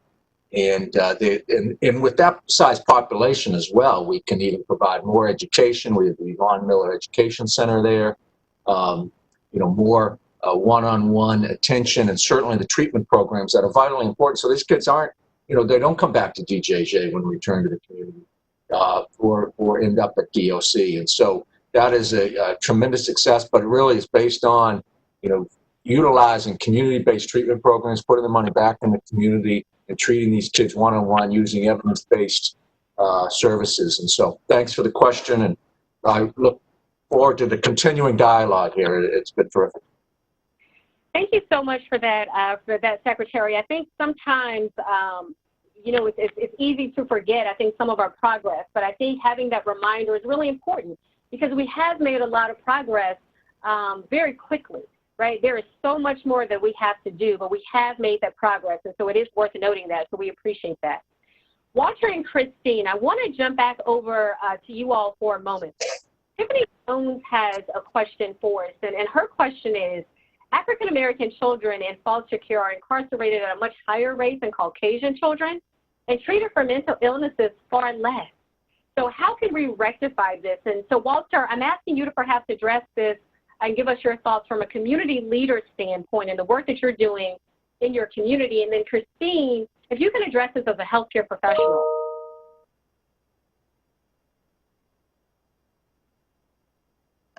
Okay, I just feel like everybody has to take ownership and accountability, and everybody has to be more active in the community. We have to set up plans and programs in place where if those are the statistics, which they are, that we can be able to have people in positions or resources in positions to help those kids. Because if you help them early, like you all said, before middle school, you help them in elementary school, that middle school area, bridging the gap, more positive things. It'll be more effective as far as us going forward as change. Kids can't choose the situations or circumstances they in. So like they always say, it takes a village. And I truly believe that. It takes the officers, it takes the community, it takes the sheriff, it takes everybody to come together and try to help out in the best way that we possibly can. And that's making sure there's things in place that can help them transition into the real world, into society. I totally agree. Go ahead, Walter, Christine. You're absolutely right. And I think with Secretary Moran doing some of the good work, we are on the right path. So thanks to Secretary Moran and his work. In terms of juvenile justice, we've got to take a look at where we're focusing our efforts, right? We've got to shift from incarceration to prevention, early intervention, and rehabilitation. And how do we do that? Through a reallocation of resources. We might not have to spend money on a school resource officer for every school, but I know we need more counselors. We need more ESL teachers to reduce some of that frustration with our linguistically diverse communities. We've got to take a look at how we are funding our community behavioral health centers and where we can maybe shift some of that focus into after-school programs. Like Walter said, it starts in the communities, but it also starts with funding. And where we put our dollars is what we prioritize. So we've always got to be mindful of that budget. We've always got to be mindful of our kids and what their greatest needs are. Their greatest needs are in prevention. And how do we prevent them from traveling down the wrong roads, right? It's through counseling, it's through mentoring, it's through mitigating and retraining the anger management, right? I know Chief Boone has done an awful lot of work with violence interruption. That's a really good program that he's implemented. So those are the things, that's where we need to put our money. But I'd like to circle back just a little bit, because we've got some of the best departments represented here today. But we have to acknowledge that not all localities are created equal. And so although we talk about bringing everybody to the table, Alvin, you hit it right on the head. But I think we need to also examine the power that our police unions hold. I think we need to examine what immunity for police officers actually does to the mindset of someone who might not acknowledge their biases. And I think we need to acknowledge, where we go in terms of the racially diverse communities that we're fostering.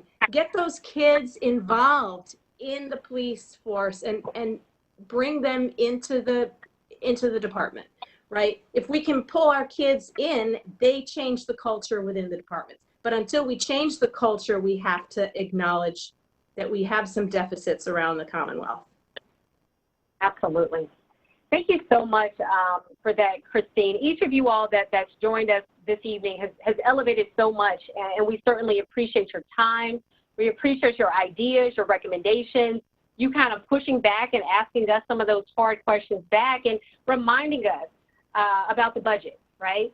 We made so much progress during the 2020 legislative session, and unfortunately, we're now also dealing with the pandemic. Right? And so that has shifted some things, but the budget is certainly something that will be taken up during the special session. So again, appreciate that reminder. As we wrap up our question and answer period, Alvin, I want to come back to you. You're a leadership consultant, you're a relationship expert, you co-host a show on NPR as well. So I want to ask you this question. How do you envision your work in this space bridging the gaps in race relations and relations between community and law enforcement? And how do we continue to get to the heart of the matter?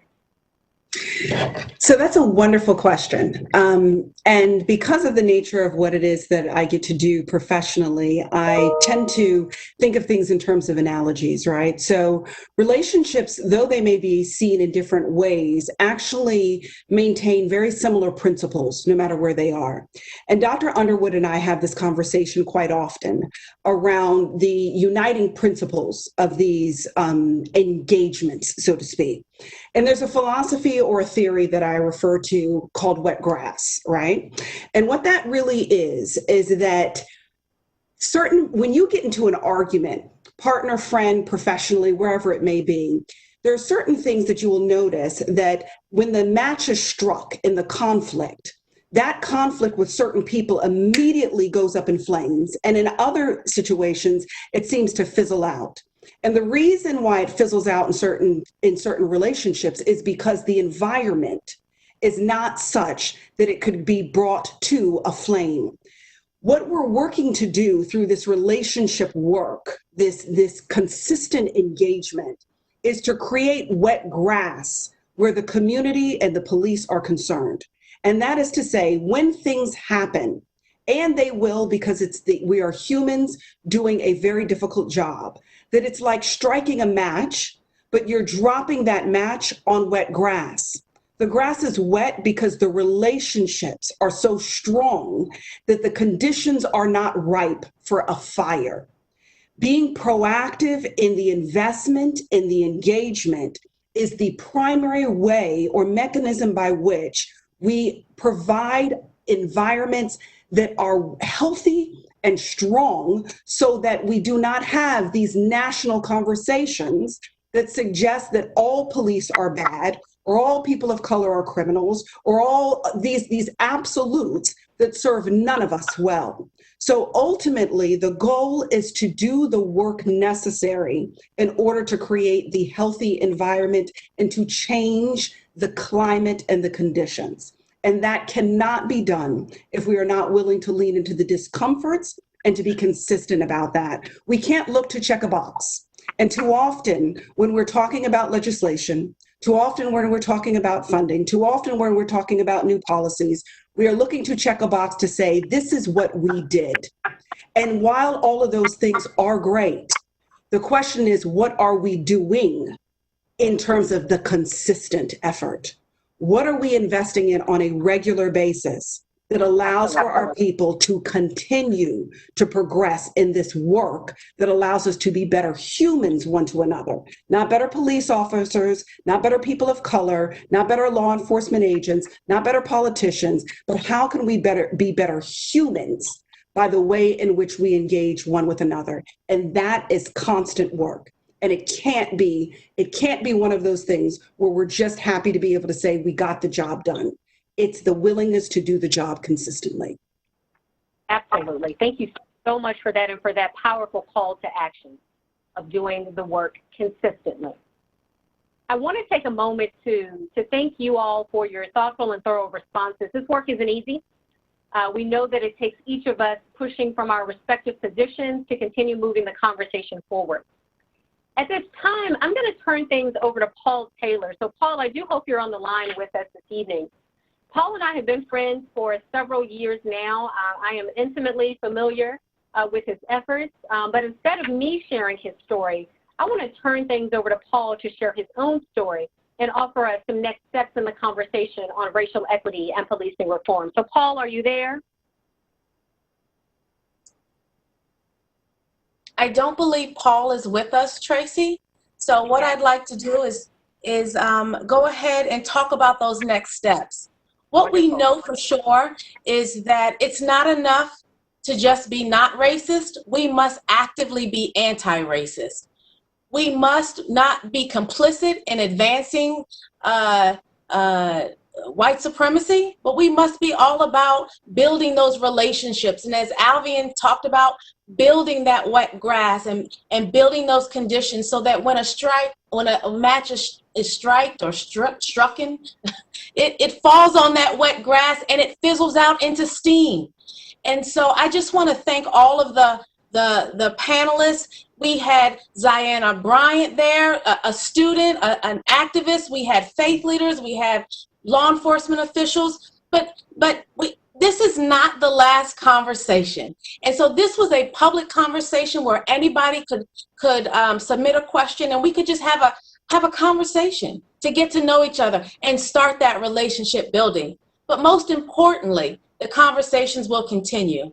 And what I'd like to share with everyone is that public safety and homeland security will continue to have these small local conversations where we will bring together the community with local law enforcement agencies, and we will do the very thing that we heard today from Chief Drew and Chief English and others. We heard about bringing people together. Chief DeBoer talked about having a meal with someone and really getting to know people. And Albion talked about at the heart level. So we're going to have a dinner conversation, a series in select localities, and that will build towards our 2021 legislative session reform. Because what we know is that policy building is all about, first, relationship building. And again, I'd just like to underscore all that we heard today. Thank you. It's not about checking a box. It's not about just saying you have a chief diversity officer, the first one in the nation. It's about making sure people are not only at the table, but empowered and expected to be included and also to offer their expertise. We want everyone here to know that we appreciate you. We are clapping for you all. Thank you for your expertise, but thank you, Deputy Secretary Tracy Chazer. Thank you for your expertise. You were a magnificent moderator because you began to figure out what are the themes, and it shows that we have so much more in common than we do that divides us. So thank you for the diverse perspectives. These conversations will continue. And so for that, I am grateful, and I'll turn it back over to you. Thank you so much, Dr. Underwood. I have to take a moment to just shout out my colleagues, Dr. Underwood, Alacia, Michaela, in the Office of Diversity, Equity, and Inclusion, Secretary Moran, Deputy Secretaries Nikki Zamosny, J.K. Davenport, and Jacqueline as well. We appreciate your collaboration on this effort and us being able to all come together to move this conversation forward. As we conclude, I have 4 asks for you all. My first ask is let's stay connected. If you have not already done so, please visit governor.virginia.gov. And once you're there, I want you to sign up for the governor's press releases and newsletters. This is just one of the ways in which we can stay connected. We have constituency-specific newsletters. We also have regional newsletters. And so please do stay connected to us.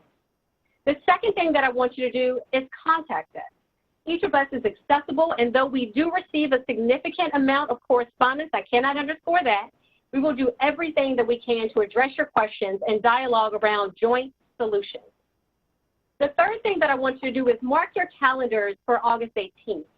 That's the beginning of our special legislative session and an immediate opportunity to address much of what has been discussed this evening. And then last and certainly not least, Secretary Thomason would be upset with me if I did not mention the importance of the 2020 census. If you have not already done so, please take a moment to check in with your household, get together, and complete that census. There is one form that is required per household, and remember that that is the data that's used by the state, by localities, by the federal government to inform what resources are coming into your community. These resources are resources around healthcare, emergency response. This data helps us inform where schools and hospitals will be built. So please take a moment to complete your 2020 census. If you have already completed it, check in with a neighbor to ensure they've completed it as well. Now, Dr. Underwood calls upon the work and the spirit of John Lewis at the beginning of this conversation, and I want us to end there as well. The late Congressman Lewis once said, if you see something that is not right, not fair, not just, you have a moral obligation to do something about it. Each of us has a moral obligation. Let's continue to do the work. Thank you and have a good evening.